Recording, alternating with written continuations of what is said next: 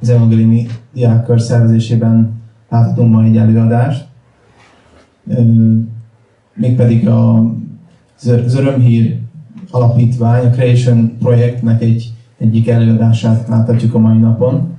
És szeretném bemutatni Lucient, aki Hollandiából érkezett, ott született, és most az Egyesült Királyságban él, fizikus, és kutatja a teremtést, és az ő előadását fogjuk ma hallani, és utána pedig szeretnénk majd beszélni arról, hogy milyen lehetőségek vannak, például könyvet is lehet vásárolni, hogy akár a diákkörben csatlakozni, beszélgetni így a hit témáiról is. Ott is szeretettel várunk mindenkit. És akkor átadnám a szót. Okay.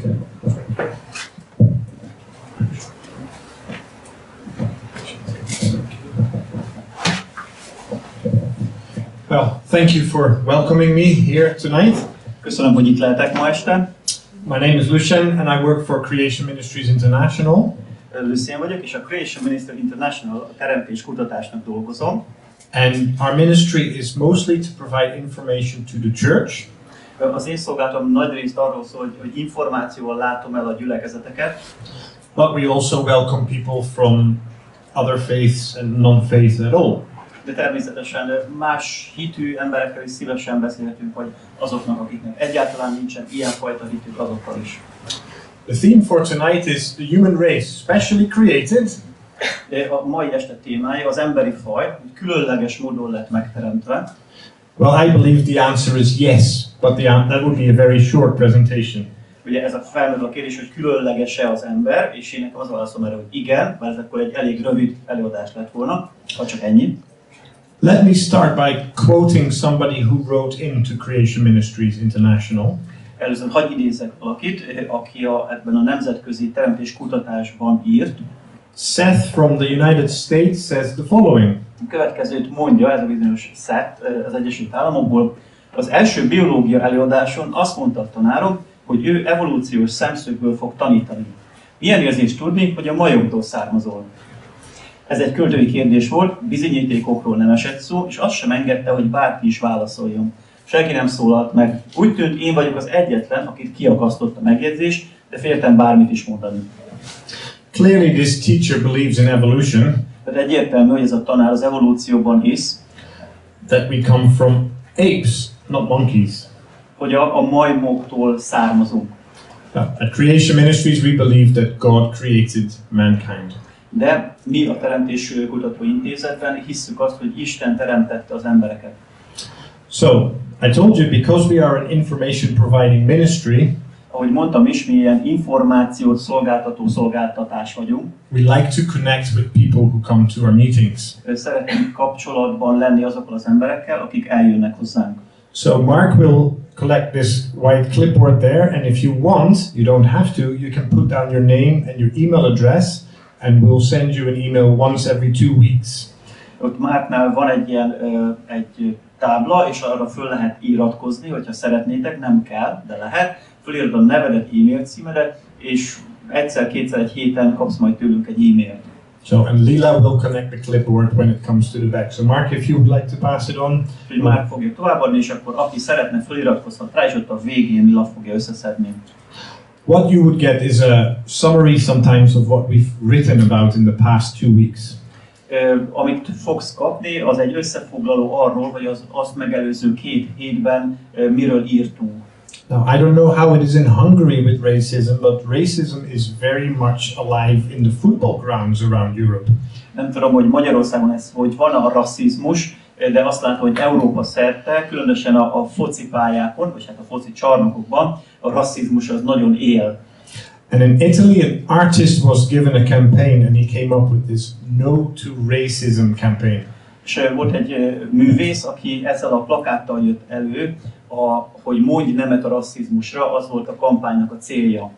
What you see is some monkeys with the colors of different jerseys of the football teams. És amit lehet látni, hogy különböző majmok, különböző foci csapatoknak a mezeiben, vagy tehát a színeiben. And there was an outcry. People were saying, "What have you done? What are you doing?"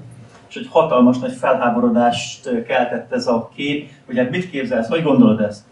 And the artist answered, "Well, we teach the students that we come from apes. So, in essence, all football players and everybody, we're all apes." És hát ugye mondta a művész, hogy hát igazából azt tanítjuk az iskolákban, hogy mind a majmoktól származunk, tehát mind a futballszurkolók, mind a futballisták, és hát igazából mindannyian majmok vagyunk. Now, we're in a university ground, and I'm sure you all like exams. Ugye egyetemi földön állunk, és úgy tudom, hogy mindenki nagyon szereti a vizsgákat. So we're going to start with a question, and here it is. Úgyhogy kezdjük is egy rövid vizsgával, egy kis teszttel. Itt van. You don't have to raise your hand and give an answer, but just keep thinking of this question as we go through the presentation. Nem kell most kezet fölemelni, vagy megmondani, hogy melyik a helyes válasz, vagy mit gondolsz. Csak gondolkozz így a háttérben, miközben megy az előadás erről a kérdésről. Can you marry your relation? Yes, no, probably, or only after counseling? Összeházasodhatsz-e egy rokonnal? Igen, nem, talán csak tanácsadás után. Okay, we'll come back to that. Let's start with a bit of biblical background.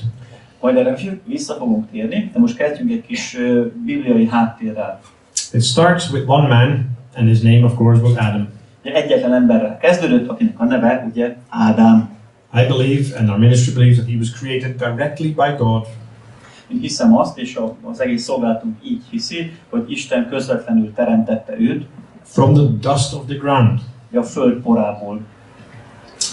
And we are going to return to the dust one day. És egy nap mi is majd visszatérünk a porba. Everybody in this room and everybody outside one day will die. Akár itt a teremben, akár a kint lévők is egy napon mind meghalunk. Unless, of course, Jesus comes back before then. Ha csak Jézus addig vissza nem jön. Anyway, this man Adam that was created, he was given dominion. Tehát ezt az egy embert teremtette Isten, Ádámot, és adott neki hatalmat, uralmat. But Adam was also bad news. De volt rossz hír is. You probably know that he was disobedient to God. Valószínűleg ismered a történetet, hogy engedetlen volt Istennek. As God gave him one commandment, do not eat from the tree of the knowledge of good and evil. Valójában csak egy feladat volt, hogy nem volt szabad enni a jó és a rossz tudásának a fájáról. And of course, we all know he ate. És hát nyilván mindenki tudja, hogy evett. Now, this is a very important point that's coming now, because when he ate, death came into the world. Ez egy nagyon fontos pont, egy forduló pont, mert hogy amikor ő evett, akkor a halál belépett a világba. Death was a consequence of the disobedience of mankind. Az emberiség engedetlenségének a halál lett a következménye. There are Christians who believe that God used evolution to create. Vannak olyan keresztények, akik úgy gondolják, hogy Isten az evolúciót használta a teremtésben. We believe these compromised views are bad for the gospel. Én úgy hiszem, hogy ez egy megalkuvó álláspont, és ez az evangéliumot rossz fényben tünteti fel.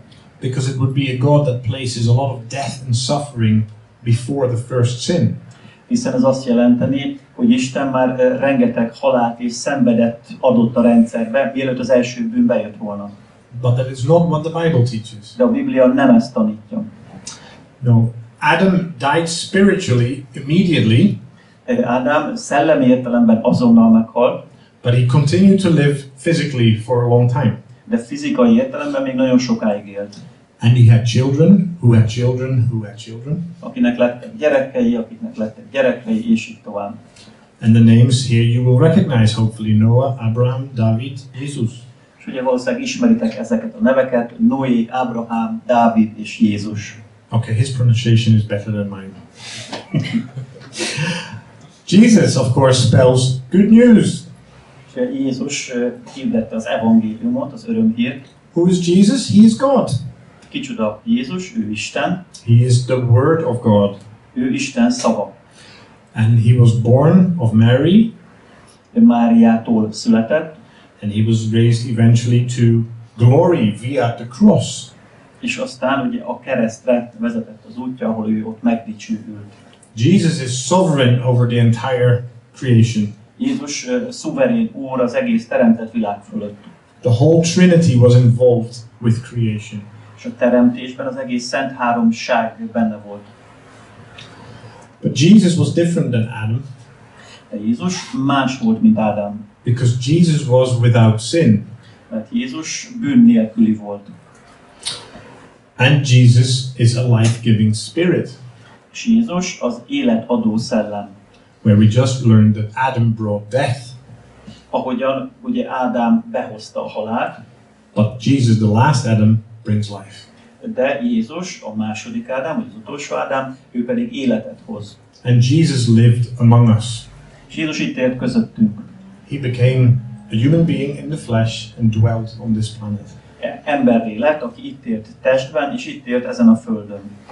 That's the New Testament. Let's jump back into Genesis. Ugye ez az új szövetség, de ugorjunk vissza az 1 Mózesbe, a teremtéshez. We learn about Noah's flood. Ugye hallottunk már Noé zömvizéről. And Noah found favor in the eyes of the Lord. És azt, hogy Noé kegyelmet talált az Úr előtt. Noah had a wife, 3 sons, and they had a wife each too. Noénak volt egy felesége, volt 3 gyerekük, 3 fiú, és mind a 3 fiúnak volt felesége. And these 8 people were the only people that went on board the ark. És ez a 8 ember volt összesen, aki fölszállt a bárkára. As you can read in the Epistle of Peter there, ahogy itt olvassuk Péter levelében, Noah was also a preacher of righteousness. Noé az igazság prédikátora volt. Yet, apart from those 8, nobody believed. De ezen a 8 emberen kívül senki sem hitt. So when you are witnessing to a friend or to a neighbor or to somebody in the street, don't be discouraged.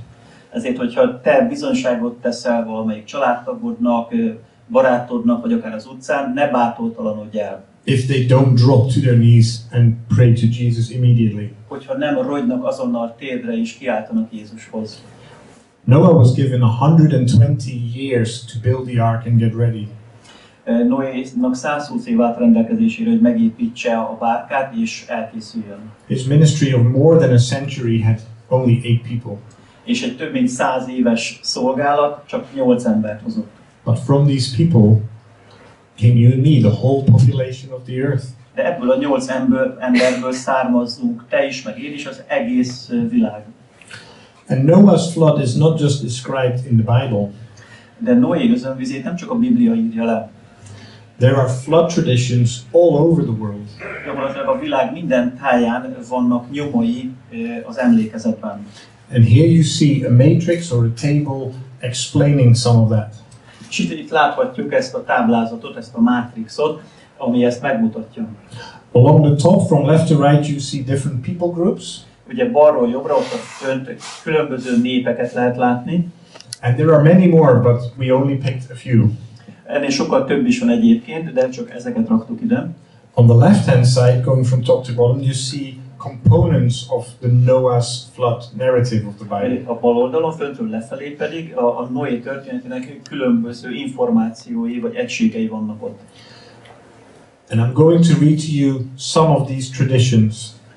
És olvasok néhány ilyen hagyományt, mondát. We'll start with the people from Hawaii who spoke about one good man. Például, ha visszafelé kezdjünk, a hawaii népcsoportról, akiknek van egy legendájuk, egy jó emberről, who was left in a wicked world. Aki egyedül maradt egy egész gonosz világban. And he made a great canoe to save the animals and his family. És készített egy hatalmas kenut, hogy megmentse az állatokat és a családját. And his name was Nuhu. Az ő neve Nuhu volt. Okay, I'm going to skip one. Another one I want to read to you are from the Indians of Mexico. A következő, amit szeretnék elmondani, azok a mexikói indiánoktól származik. They talk about the world being 1716 years old.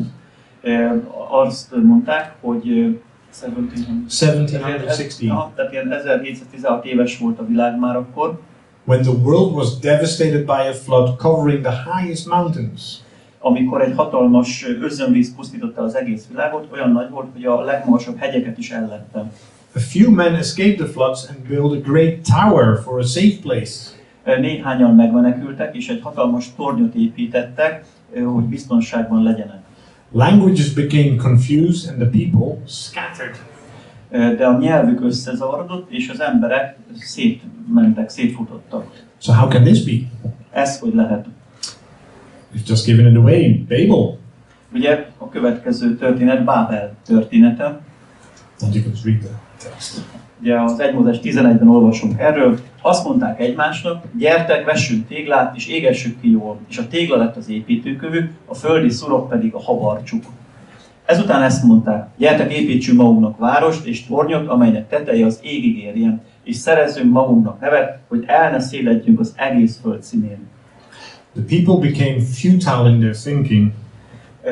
Az emberek ilyen hiába valóságokra jutottak a gondolkodásukban. Focusing only on themselves, csak saját magukra figyeltek, and ignoring what God was saying. és teljesen figyelmen kívül hagyták, hogy mit mond Isten. God had already promised that he would never again flood the entire world. Hiszen Isten már megígérte nekik, hogy soha többé nem fogja özönvízzel elpusztítani a földet. Now let's talk about language. Beszéljünk most a nyelvekről. Because at Babel, of course, the languages were confused. Hiszen Bábel volt az, ahol a nyelvek így összezavarodtak. Was the first language Hebrew? Vajon az első nyelv az héber volt? I believe so, but I'm open to suggestions. Én úgy hiszem, hogy igen, de nyitott vagyok más ötletekre is. Now, Hebrew is associated with a man called Eber. A héber nyelv az Éber nevű emberrel kapcsolódik össze. And Eber was, of course, a descendant from Shem. Aki Sémnek a leszármazotta volt. And Eber had two sons. One of them was Peleg. És Ébernek két fia volt, az egyik Peleg. And yeah, let's read that last verse. Tehát Hébernek is született két fia, az egyiknek Peleg volt a neve, mivel az ő idejében váltak szét a föld népei. Ezért nevezték Bábelnek, mert ott zavarta össze az Úr az egész föld nyelvét, és az Úr szétszélesztette szét őket az Úr az egész föld színére. God did not break up families. Isten nem szakította szét a családokat. But he did separate families from other families. De a különböző családokat szétválasztotta a többi családtól. Now we're going to talk about the genetic alphabet. Most pedig a genetikai ABC-ről fogunk beszélni. Hebrew has 22 letters. A hébernek 22 betűje van. In English and in Dutch we have an alphabet of 26 letters. Az angolban és a hollandban 26 betű van. And I believe the Hungarian alphabet has 44. És ha jól tudom, a magyarban 44 van. Now we have a supporter who's a pastor also called Mark in Budapest. Van egy támogatónk, akit szintén Márknak hívnak Budapestről. And when he phoned the office, he told me, Lucien, when we get to the new heavens and the new earth, we'll be speaking Hungarian. És ő mondta el nekünk, felhívott telefonon, hogy elmondja, hogy majd amikor ott leszünk a mennyben, akkor mindannyian magyarul fogunk beszélni. Now, although Hungarian is a beautiful language, I was a bit surprised. Bár nagyon szép nyelv a magyar, de azért meglepett. So when I asked him why, he said, it takes forever to learn. És amikor megkérdeztem, hogy mégis miért, azt mondta, hogy hát egy örökké valóság megtanulni. I trust him at his word. I don't know. I've not tried yet. Hát igen, valószínűleg igaza lett, bár nem próbáltam még magyarul tanulni. Anyway, the genetic language has 4 letters. De a genetikai ABC-nek csak 4 betűje van. And you can see ACGT that correspond with these words. Itt ez a 4 betű, az A, C, G és a T és a hozzá kapcsolódó szavak. Perhaps you are thinking, an alphabet with 4 letters, that's not very helpful, is it? Szóval ez a gondolom, hogy egy 4 betűs ABC az nem túl ütős. But I'm pretty sure that you are familiar with alphabets of 2 letters. De biztos vagyok benne, hogy ismertek 2 betűs ABC-t is. Does anyone recognize this? Ismeri ezt valaki? Morse. Yeah, Morse. Morse. Yeah, of course. The letter A is a short bleep and a long bleep, so it's 2. I've just been reading a book by Werner Gitt, and he said you could say it's 3 because you have short, long, and a space. Okay. Szóval alapvetően a Morse ABC az tulajdonképpen 2 betűből áll, a rövid és a hosszúból. Bár most olvastam egy könyvet, ami azt mondja, hogy tulajdonképpen 3, mert van a rövid, a hosszú, meg a szünet. Tehát az se sokkal több. Another language with 2 letters is currently happening in your pocket. A másik, ilyen két betűből álló ABC-t használó eszköz, az ott van valószínűleg a zsebekben. It's this. van, tessék. Binary digits or bits. Ugye a bináris dolgok, azok mind ugye két. You possibly have a very smart telephone. Valószínűleg egy nagyon okos telefonod van. I have a computer here. Itt van egy And a számítógép, tablet. ott egy iPad, Fantastic software. szuper szoftverekkel, But all software is written in bits. de valójában ilyen bitekből áll minden szoftver. And a bit is just a transistor that's either on or off. És tulajdonképpen minden bit egy tranzisztor, ami ki, meg bekapcsolás. The point I'm making is with even an alphabet of 2 letters, you can do fantastic things. És ugye belegondolunk, akkor egy kétbetűs ABC-vel is milyen bámulatos dolgokat lehet létrehozni. So let's go back to the code of life. Akkor térjünk vissza az élet kódjához. And this is the code for people, but also animals and plants. Ez ugye nyilván az embereknek a kódja, de ugyanígy állatoknak, növényeknek is. And of course, we may recognize the double helix that we call DNA. És ugye itt láthatjuk ezt a dupla spirált, a DNS-t. I liken it to a ladder that's twisted around its axis. És ugye nagyon tetszik, ahogy így elképzeljük, hogy egy létra, ami ugye hosszanti tenger mentén meg van csavarva. And the steps of the ladder is what we call base pairs. És a létrának a fokai, ezek a bázispárok. Did I tell you that I can read your mind? Azt mondtam, hogy tudok gondolatot olvasni. Some of you are thinking, how tall is this ladder anyway? Biztos azon gondolkoznak néhány, hogy egyáltalán milyen magas akkor ez a létra. Thanks for asking. Nagyon jó kérdés. The ladder has 3 billion steps. 3 milliárd lépcsője van, létrafoka van a létrának. Now that's a big number, I know. Az jó nagy szám. The English Bible has about 3.5 million letters. Az angol Bibliának nagyjából 3,5 millió betűje van. So you would need to stack 800 Bibles on top of each other Tehát gyakorlatilag 800 Bibliát kéne egymás tetejére rakni, to get the same information content. hogy akkora mennyiségű információ felhalmozódjon. So 800 Bibles worth of information Tehát gyakorlatilag 800 bibliányi információ is stored in each of the trillions of cells that make up you. van felhalmozva minden egyes sejtetben, a több trillió sejtetben, amiből te állsz. So you go and multiply 800 by 50 trillion, and that's how many Bibles are in your body right now. Tehát, hogyha ezt a 800-at megszorozzuk a nem tudom hány trillióval, annyi információ van a testedben éppen. So the book I'm reading now is written by this man, Werner. A könyv, amit éppen most olvasok, ez az ember írta, And he was director and professor of the information department in his university.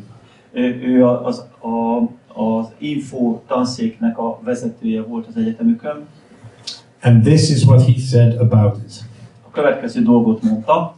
Mérnöki szempontból az élő szervezetekben használt kódrendszer minden lehetséges kód közül a legjobb. So he didn't say, oh, this is a very good code. Nem azt mondta csak, hogy hát ez egy tök jó kód, It's the best code. hanem azt mondta, hogy ez a legjobb kód. How did he know? Well, every time he tried to change one of the parameters, Honnan tudja ezt? Minden egyes alkalommal, amikor igyekezett a paraméterek valamelyikét megváltoztatni, the information content dropped. akkor az információ mennyisége lezuhant. I should say the information density dropped. Pontosabban az információ sűrűség csökkent erősen. How can this be? Well, because the God of the Bible made it. That's why. Hogyan lehetséges ez? Úgy, hogy a Biblia Istene készítette ezt a kódot. Of course, we now have issues with DNA because we live in a fallen world. Természetesen a DNS-sel manapság azért van sok gondunk, mert hogy egy bukott világban élünk. Now, genetics is linked to a question that creationists often get. Ugye a genetika és a teremtés azok gyakran úgy tűnik, hogy megkérdőjelezik egymást. So, who was Cain's wife? Ilyen kérdések például, hogy ki volt Káin felesége. If you get a question about the Bible, it makes perfect sense to go to the Bible for an answer. Hogyha egy Bibliával kapcsolatos kérdésed van, akkor ez egy nagyon jó ötlet, hogyha magában a Bibliában próbáljuk megtalálni rá a választ. So, if you read in Genesis or 1 Moses, you call it 5:4. Hogyha az 1 Mózes 5:4-et elolvassuk, Sét születése után Ádám 800 évig élt, és még nemzett fiakat és leányokat. Because when we think about the children of Adam and Eve, we think about Cain, Abel and Seth. Mert hogy amikor Ádám és Éva gyerekeire gondolok, akkor kb. Káin, Ábel és Sét, aki eszünkbe jut. But clearly they had more than 3 children. De nyilvánvalóan több mint 3 gyerekük volt. So the answer to the question is, at least one of these men would have had to marry their sister. Ugye az a válasz tehát, hogy ezek az embereknek egy része bizonyára a saját lánytestvérét vette el feleségül. Now I know that is not allowed today anymore, so please be patient.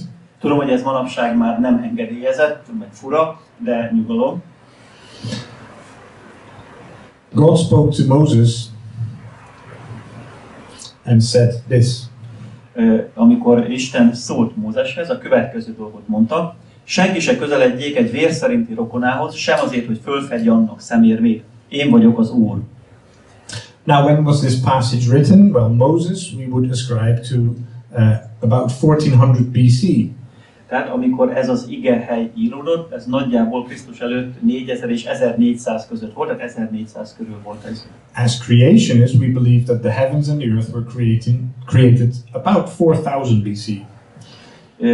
Mi teremtéskutatók úgy látjuk, hogy a Földet Isten nagyjából Krisztus előtt 4000-ben teremtette.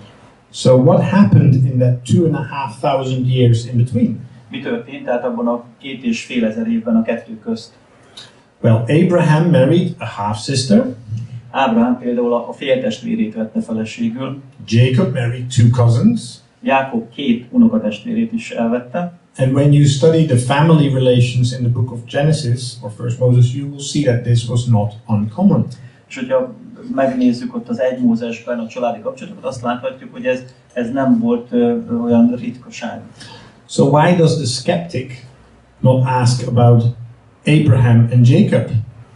És Ábrahámot és Jákobot miért nem kifogásolták soha, hogy mi van velük?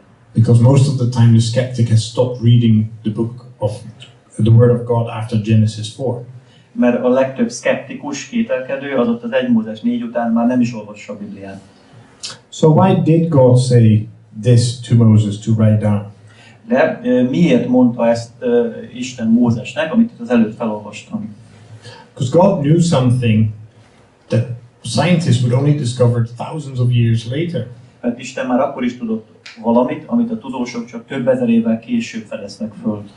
That genetic mutations or copying mistakes az, hogy a genetikai mutációk, ezek a másolási hibák would be more likely expressed if a brother and a sister married. Sokkal valószínűbben fognak előjönni, hogyha egy testvérpár házasodik össze. And that's the reason that you're now not allowed to marry a next of kin or a close relation. Ezért van az, hogy manapság már nem lehet közeli hozzátartozóval házasságot kötni, testvérrel például. God told that to Moses thousands of years ago. Ezt Isten Mózesnek már több ezer évvel ezelőtt elmondta.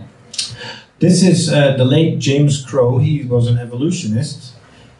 Ez a bizonyos James Crow, aki evolúcionista volt. And he said the following.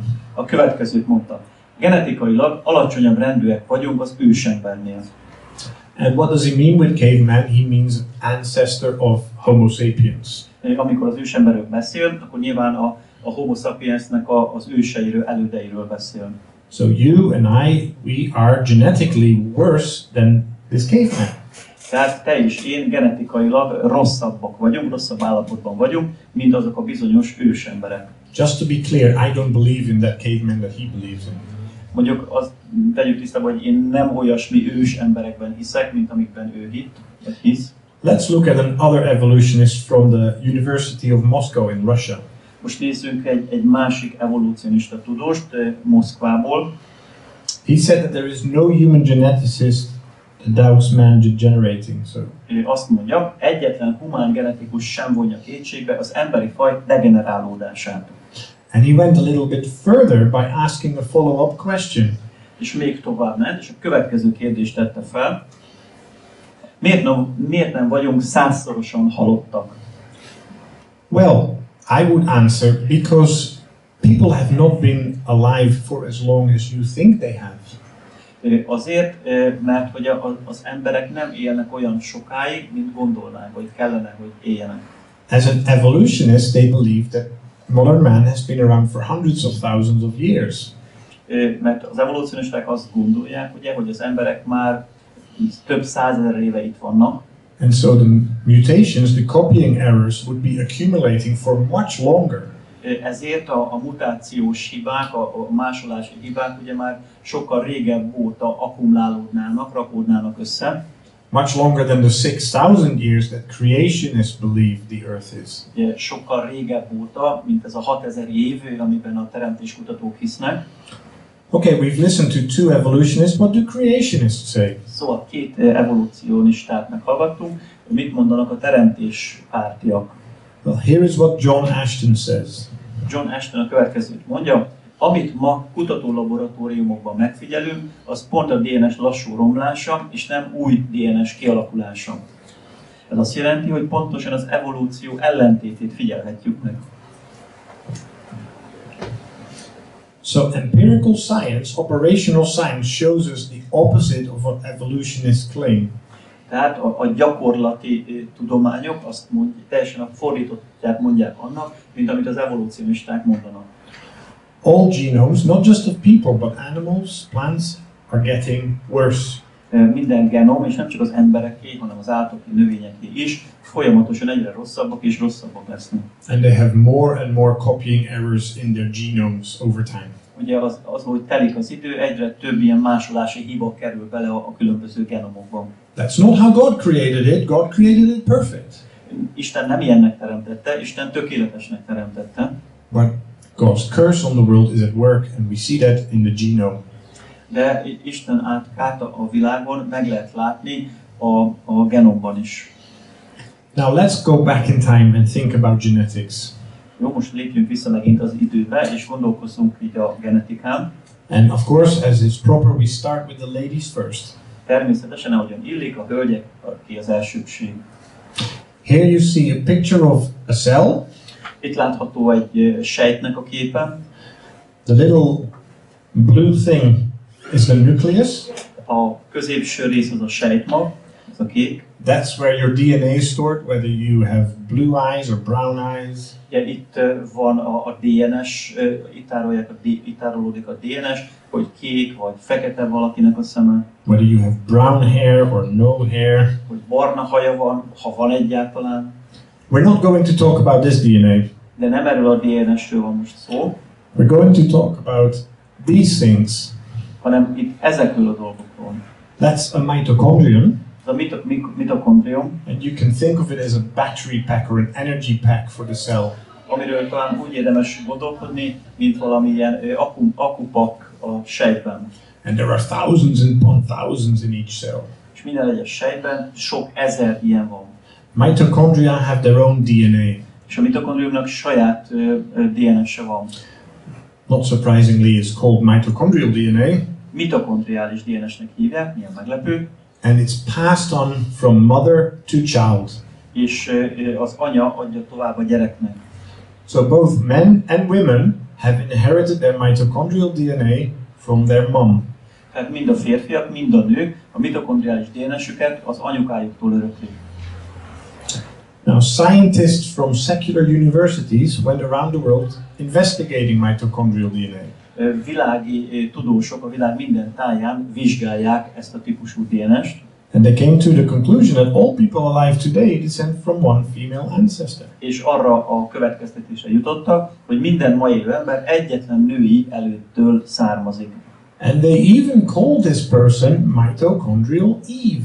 És még ráadásul mitokondriális Évának is szokták hívni. It's not because they believe in the biblical Eve. Nem azért, mint hogyha a bibliai Évában hinnének. But I think it's a very good name. De azért mégiscsak jó kis név ez. Now let's go to the men. Nos, akkor nézzük a férfiakat. We're going to talk about the Y chromosome. Az Y-kromoszómáról beszélünk most. And here you see a picture of 23 pairs of chromosomes. És itt pedig 23 pár kromoszóma látható. You inherit a set from both your mom and your dad. Amit ugye mindkét szülőtől örököl az ember. And 23rd chromosome in the bottom right. És ott a jobb alsó sarokban, a 23. kromoszómapár, it determines your sex.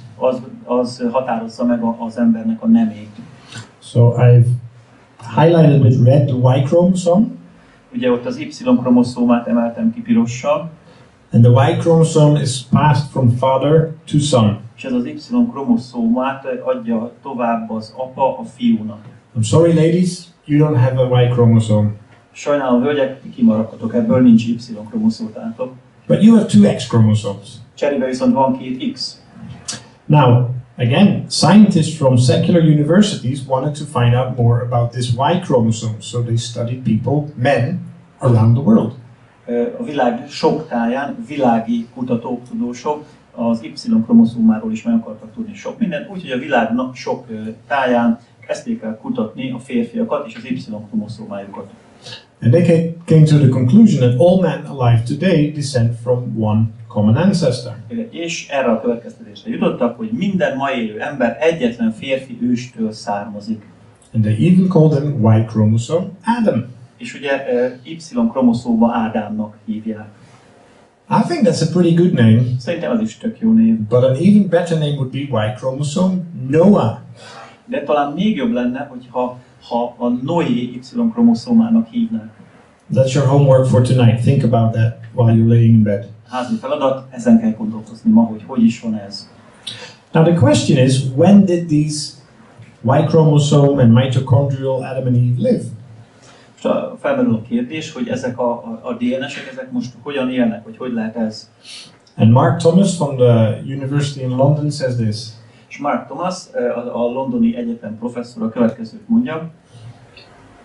Csak egy pár ezer évet kell visszamennünk, hogy eljussunk valakihez, aki a ma élő minden ember őse. That fits very nicely with what the Bible teaches. Ez azért nagyon szépen összeillik azzal, amit a Biblia tanít. But as far as I know, he's not a Christian. De amennyire én tudom, ez az ember egyébként nem keresztény. Being an evolutionist, he may have also changed his mind. És hát evolucionista lévén lehet, hogy ezt már nem így gondolja. So the best thing for you and I to do is to build our thinking on God's word. Úgyhogy a legjobb, amit tehetünk, hogy a mi gondolkodásunkat Isten igéjére építjük. Because it never changes. Mert az nem változik. Now let's talk about Adam and Eve. Beszéljünk akkor Ádámról és Éváról. Adam and Eve were mid-brown. Nagyjából ilyen közepes barna színű volt a bőrük. But they had the genetic capacity to have many different looking children. De a genetikai kapacitásuk az nagyon sokféleképpen kinéző gyermek volt. On purpose, I do not use the word skin color. Szándékosan nem használom azt a szót, hogy bőrszín. Because all people have the same skin color. Mert valójában minden embernek ugyanolyan a bőrszíne. We all have the same pigment called melanin. Mert hogy mindannyiunknak ugyanaz az a pigment van a bőrünkben, a melanin. Some people have lots of it, other people have little of it. Vannak, akiknek ebből több van, vannak, akiknek ebből kevesebb van. And here you can see a bit more professional how two parents can have all sorts of different shades of skin. És itt az látszódik egy kicsit ilyen professzionálisabb módon, hogy ugyanannak a két szülőnek hogyan lehet különböző, nagyon sokféle tónusú, bőrtónusú gyereke. And I want to illustrate that with a real life example. És konkrét, valódi eseteket is szeretnék mutatni ezzel kapcsolatban. Perhaps some people think, oh that's nice, two girls from a different race are friends. És lehet, hogy azt gondolja valaki, hogy milyen aranyos, két másik rasszból származó gyerek és jó barátok. Well, these girls are not just friends, they are sisters. De valójában ez a két lány, ez nem csak barát, hanem ők testvérek. In fact, they are twins. Egész konkrétan ikrek. And here you see them with their parents. És itt vannak a szüleik. Now the girl on the right, she's not white. És a jobboldali lány az nem fehér. If she was white, you couldn't see her. Ha fehér lenne, nem láthatnád. Because the background is white. Hiszen a háttér az, ami fehér. Likewise, the lady here on the top right, she's not black. Mint ahogy a jobb felső sarokban a hölgy, az nem fekete. Because the background is black and you couldn't see her if she was black. Hiszen a háttér a fekete, akkor nem látnád, ha fekete volna.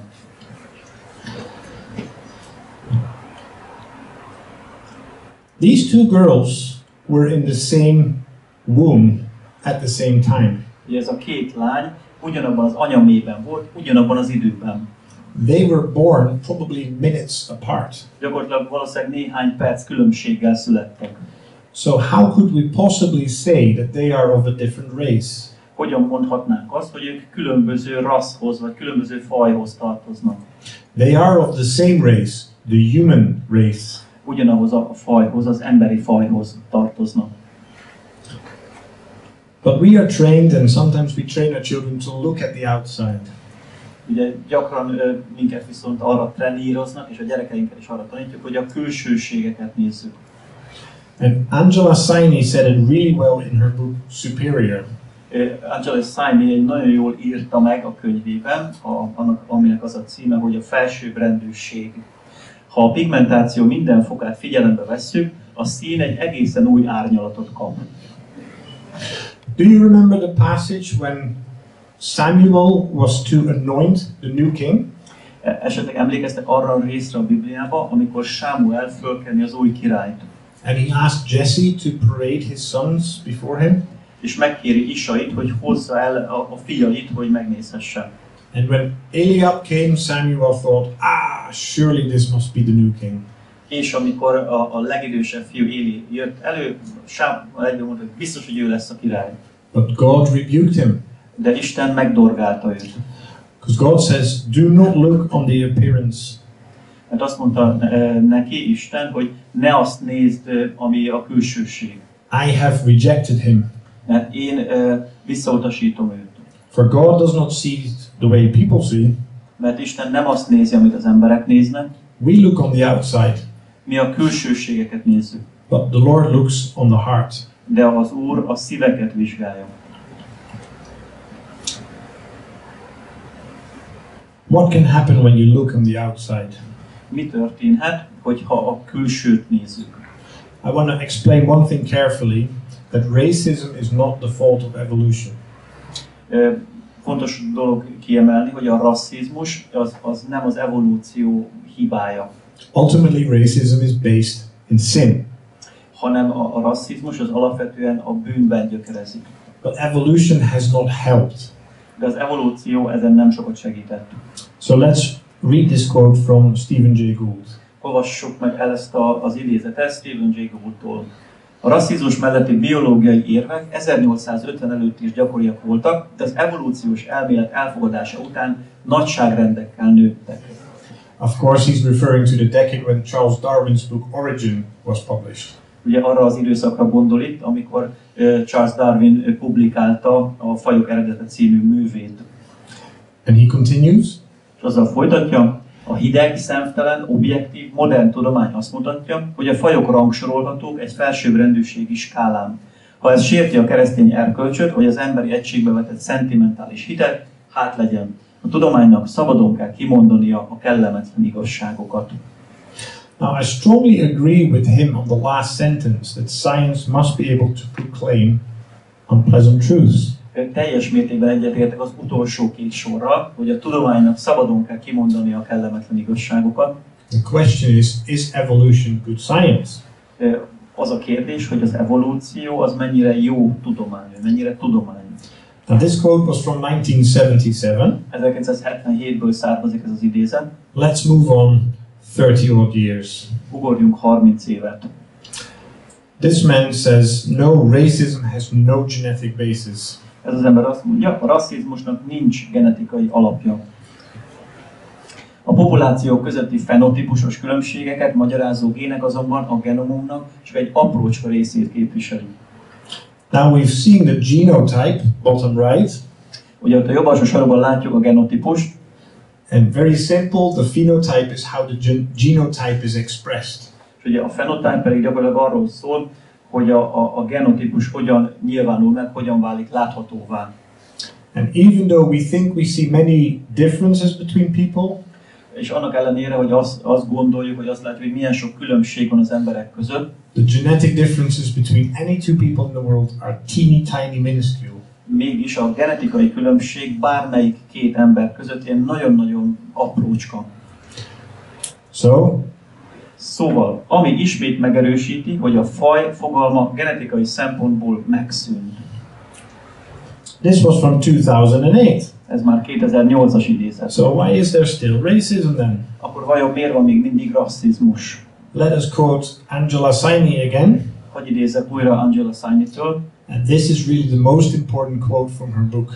És ez a legfontosabb idézet a könyvéből. A faj biológiai valósága mellett elkötelezettek akkor sem fognak meghátrálni, ha az adatok tévedésüket bizonyítják.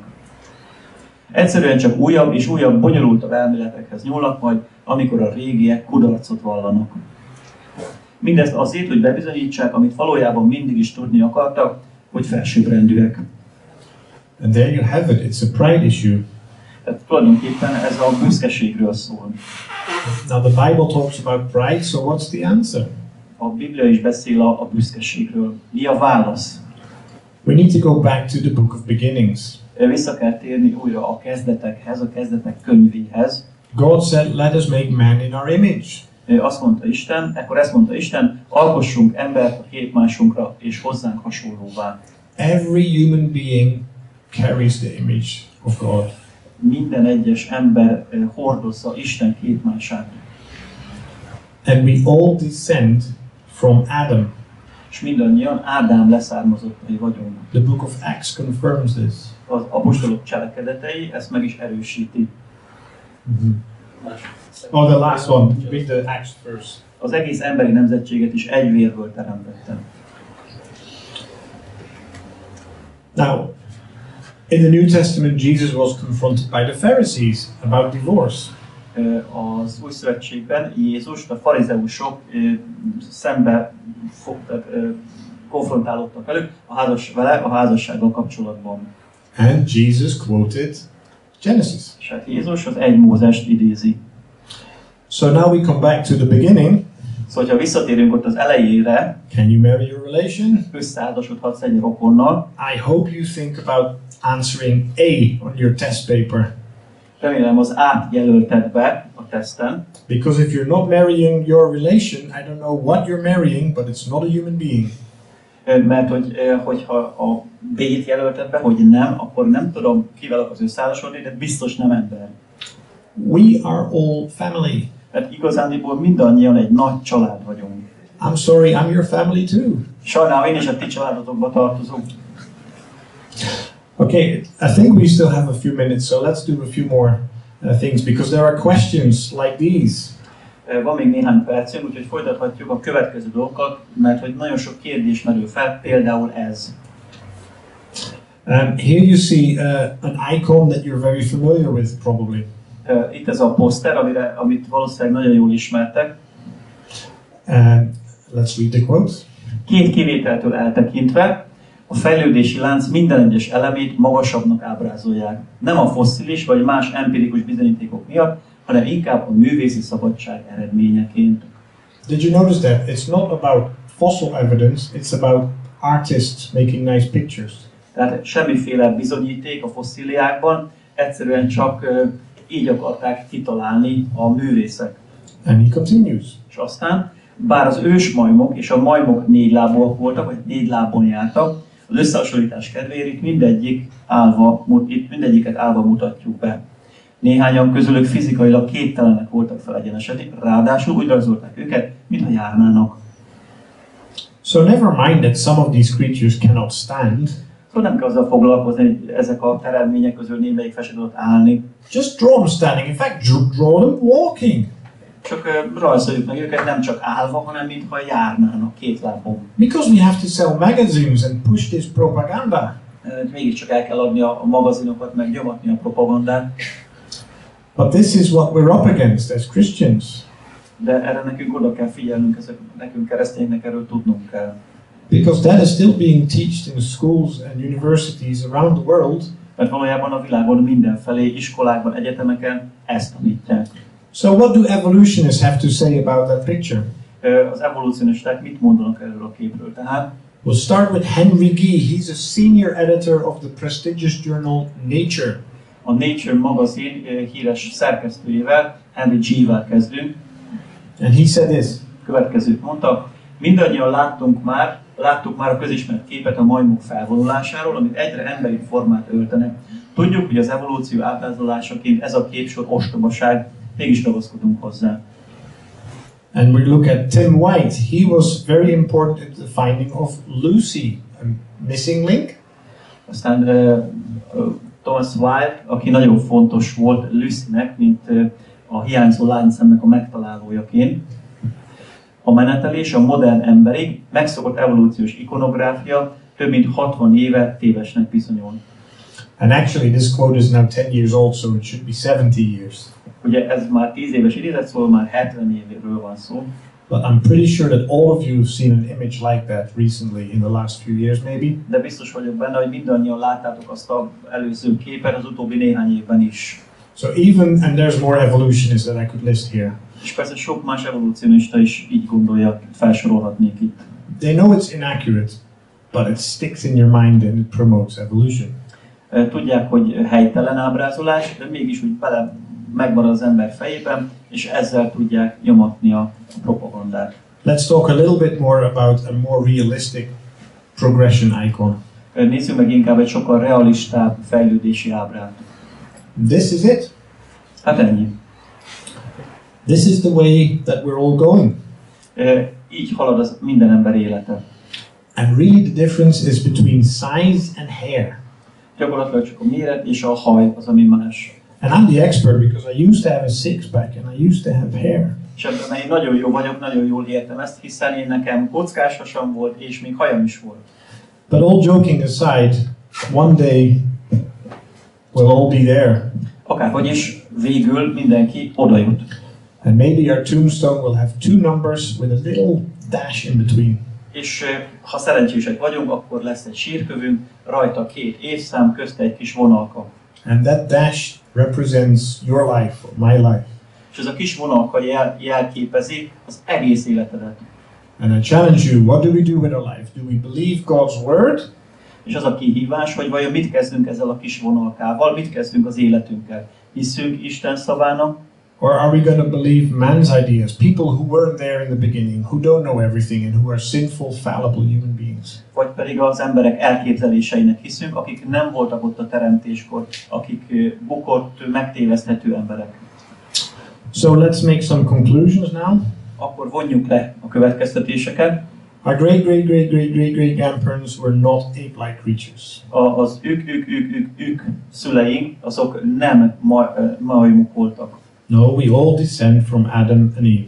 Hanem mindannyian Ádámtól és Évától származunk. Therefore, all people in the world are family members. Ez azt jelenti, hogy a világon élő összes ember tulajdonképpen családtag. All people in the world are devolving. És minden egyes ember a világon az hanyatlik. Every generation has more copying mistakes than the previous generation. Minden nemzedékben több másolási hiba van, mint az előző nemzedékben. But the most important thing to say about all the people in the world A legfontosabb dolog, amit elmondhatunk minden egyes emberről a világon, is that they're all sinners and they all need a savior. mindannyian bűnösek, és szükségük van a megváltóra. So a few final Bible verses. Néhány záró bibliavers. Everybody here has been human from the moment of conception.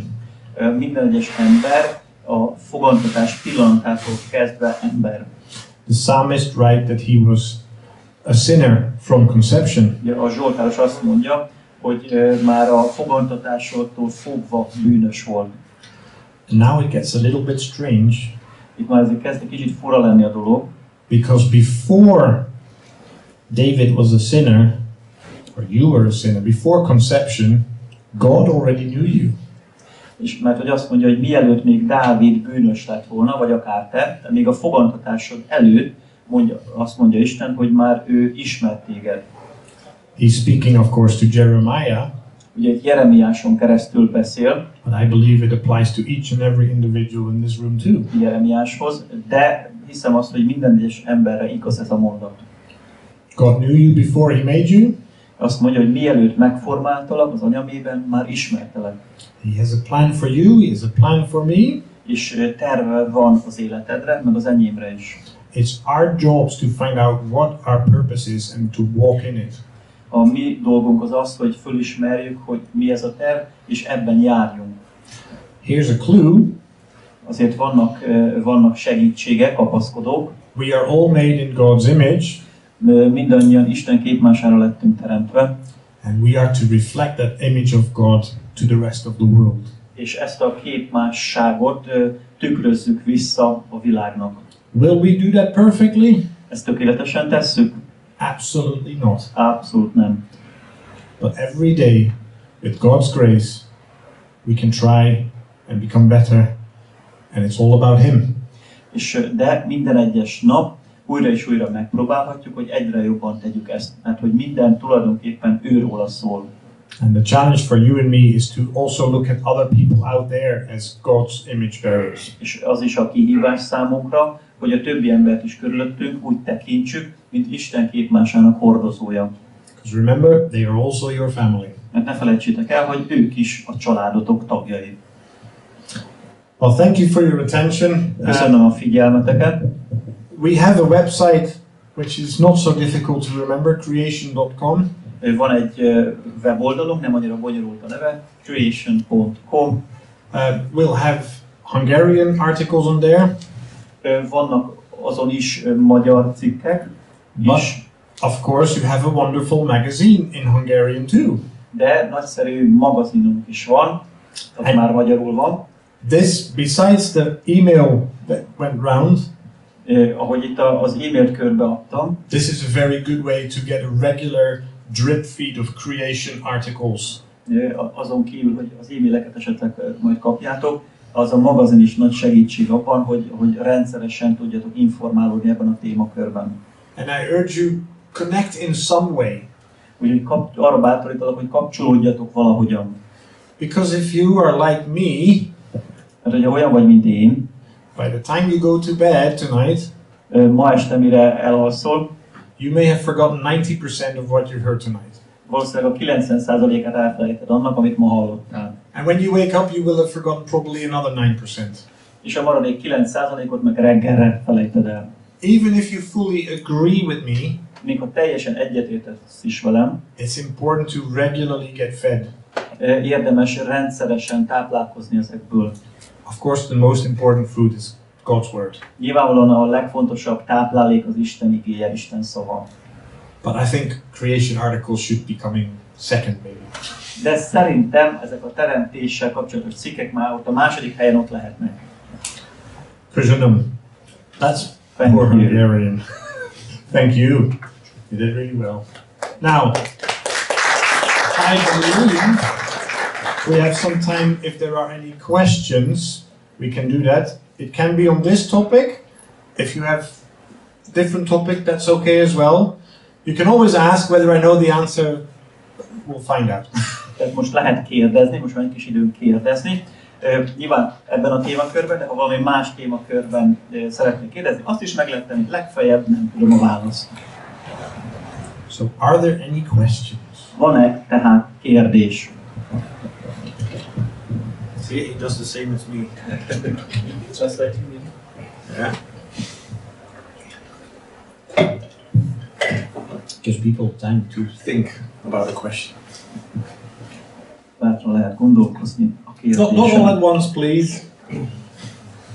Én magyarul kérdezek egyet. Jó. Hogy mennyi idő kell ahhoz, hogy mondjuk egy ilyen fenotípusos rasszból egy másik fenotípus legyen. Például mondjuk azt mondták, hogy ugye kb. 1000 éve honfoglaló magyarok inkább ilyen ázsiai, kaukazai típusok voltak, semmint amilyenek vagyunk most. So the question is like, how much time does it need to change the phenotype of people group? For example, it is said like 1,000 years ago the Hungarian looked like total Asian. Now we get that. So how much time is it? That's a very good question. Often evolutionists are surprised how quickly people, but also other creatures, can change from one generation to the next. Egy nagyon jó kérdés. evolúcionisták meg szoktak lepődni, hogy milyen gyorsan be tudnak állni ezek a változások, akár embereknél, akár más fajoknál is, akár egy nemzedékről a másikra is. Think, for example, about the twin girls that we saw. Akár hogyha az ikerlányokra gondolunk itt az előbb. The parents were mid-brown, but one girl was really light and the other girl was quite dark. Hiszen ugye mind a két szülő az ilyen középbarna színű volt, az egyik lány hófehér, a másik lány pedig a szülőknél sötétebb barna volt. So if you carry genetic information for a great variability, you can see big differences very rapidly within the next generation. Tehát, hogyha egy hatalmas genetikai információt hordoz az ember, akkor ugye a variációk száma az hatalmas lehet, tehát egyik nemzedékről a másikra is lehet ilyen változás. And the big picture of evolution is slow change over long periods of time, of course. És hát ugye az evolúcionistáknak meg pont az elképzelésük, hogy apró pici változások nagyon hosszú idő alatt. But we believe that God created not only people but animals with the scope or the potential to have lots of variety, but within limits. De mi úgy hisszük, hogy Isten az embereket is, és egyébként a többi élőlényt is, vagy hát mondjuk az állatokat is, nagyon nagy variációs lehetőségekkel teremtette, nyilván bizonyos korlátok között. And so one of the things I'm thinking of, is Neanderthal man. Például mondjuk, ha a neandervölgyi emberre gondolunk, the consensus was that it was older than Homo sapiens. Az az elképzelés, hogy az öregebb vagy idősebb, mint a Homo sapiens. But now they see that there is Neanderthal genetics in our genes. Viszont azt látják, hogy neandervölgyi gének vannak bennünk. And although their skull, their face looks a bit different, és bár ugye a koponyájuk azért egész másként néz ki, if you had a Neanderthal standing at the bus stop in a suit, you wouldn't think twice. Hogyha egy neandervölgyi egy öltönybe ott állna a busz megállóban, fel se tűnne. You would just think, oh, there's another man at the bus stop waiting for the bus. Hanem csak azt látod, hogy ott egy fickó vár a buszra, ennyi. So within the creation worldview, there is scope for a lot of quick change, and not the scope for man coming from apes. Tehát a teremtés kutató szemszögéből ugye nagyon gyors változásra van lehetőség, és nem ilyen hosszú idő alatt apró változásokra. And now stop answering the question with referring to Genesis 1. 10 times it says in Genesis 1 that creatures have offspring after their kind. És ugye az 1 Mózesben azt olvassuk 10-szer is, hogy az adott állatot, vagy az adott faj a saját típusa szerint teremtett. Yeah, typus. So people have people, dogs have dogs, cats have cats. Tehát ugye az embereket nemzettek a kutyákból, kutyák lettek macskákból, macskák. Does that more or less answer? Yeah. Long answer. Egyből egy. Come from a Any more questions? Más kérdés? Yeah. Magyar gondolja. Oké. Előkerült azt, hogy a DNS hanyatlik. Az a kérdésem, hogy ez hosszú távon mit jelent? Az életünkre nézve, az egészségünkre nézve, mit jelent ez, hogy hanyatlik? So you mentioned that our DNA is devolving. The question is, what does it mean in practice, in our lives, in our health, or how does it look like? That is a very good question. Nagyon jó kérdés. We know of more than 6,000 Mendelian diseases. Georg Mendel. There's a person. The father of genetics is Georg Mendel. Okay. Tehát a genetikának az atya az Georg Mendel. And we now know of 6,000 Mendelian diseases. És 6000 ilyen Mendelian betegséget ismerünk. So that's diseases caused by diseases caused by genetic issues. Tehát gyakorlatilag ugye genetikai problémákra visszavezethető betegségek. Clearly Adam and Eve had none of these problems. Nyilvánvalóan Ádámnak és Évának ilyen problémáik nem voltak. But now in the 21st century we have over 6,000. De itt a 21. században már 6000 ilyen van. And we will slowly discover more and more. Szépen lassan egyre többet és többet fedezünk fel. And the genome of people, but also animals, will get worse and worse. És az emberi genom, persze az állatoké is egyre rosszabb és rosszabb lesz. Every generation gets about 60 more copying errors. Minden nemzedékben nagyjából ilyen 60-nal több másolási hiba van. 60 on 3 billion is a very, very small fraction. Persze ugye a 60 a 6 milliárdhoz képest ez nem olyan sok. But if you accumulate that over time, it starts to build up. De azért szépen lassan ez összeadódik. We call that the genetic load. Ez ugye genetikai tehernek hívjuk In ezt. other words, genetic burden. A teher. Yeah. And so that burden will get bigger with people, animals, plants. És ugye ez egy nemzedékről nemzedékre egyre nagyobb és nagyobb lesz ez a teher. And as this will continue, we'll have more disease. És ahogy ez ugye folytatódik, egyre több betegség is lesz. And eventually the genome will melt down, it will completely fail. És egy idő után a genom az teljesen így szétolvad és minden szétesik. This has happened to the swine virus. Melyik az? A swine, az a sertéspest is talán. Yeah, sort of pig or something, yeah. Ha jól gondolom, a sertéspest is Because volt. viruses have much more generations in a little bit of time. Ugye, mert a vírusok ugye sokkal gyorsabban, tehát egy-egy generáció sokkal hamarabb jön el. And viruses can mutate themselves into extinction very quickly. És a vírusok nagyon gyorsan szénné mutálódnak és kihalnak. Now people have a generation time of about 25 years. Mondjuk az embereknek mondjuk 25 év egy generáció. So it will take a long time before our genome melts down. Tehát azért elég hosszú idő, mire a mi genomunk szétolvad. I'm quite sure that Jesus is coming back long before. Biztos vagyok benne, hogy jóval előtte Jézus még visszajön. But yes, it's an excellent question. De teljesen jó kérdés. And that's why you're not allowed to marry your sister, or because you will have similar copying mistakes. És ugye ezért van az, hogy ugye közeli rokonok nem házasodhatnak össze, mert ugyanazok a másolási hibák mutatkoznak mind a két részről. But when you have, it's called alleles. If you have a copying mistake in an allele, but you marry somebody who has a healthy allele, the healthy allele will dominate the copying mistake. Ugye arról szól a történet, hogyha van egy másolási hiba a genetikai állományodban, és összehasonlítod valakivel, akinek ez a genetikai hiba nincs meg, akkor az egészséges gén az fölülírja, vagy azt fogja uralni a következő nemzedékben a genetikát. An interesting anecdote is royal families in the past only wanted to marry other royal people. Ugye jól ismerjük a történetet, hogy a régen a különböző királyi családok csak más királyi családokkal akartak házasodni. And over time you started to see a lot of health problems in these És families. egy idő után nagyon sok egészségkárosodás volt ezekben a családokban. And they were likely caused by genetic issues. Ugye ezek kifejezetten genetikai problémák lehettek.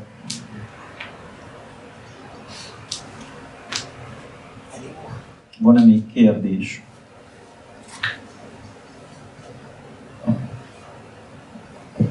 Okay, well, come and have a chat with me or with other people and have a look at the books. There's some displays. There's some interesting fossils.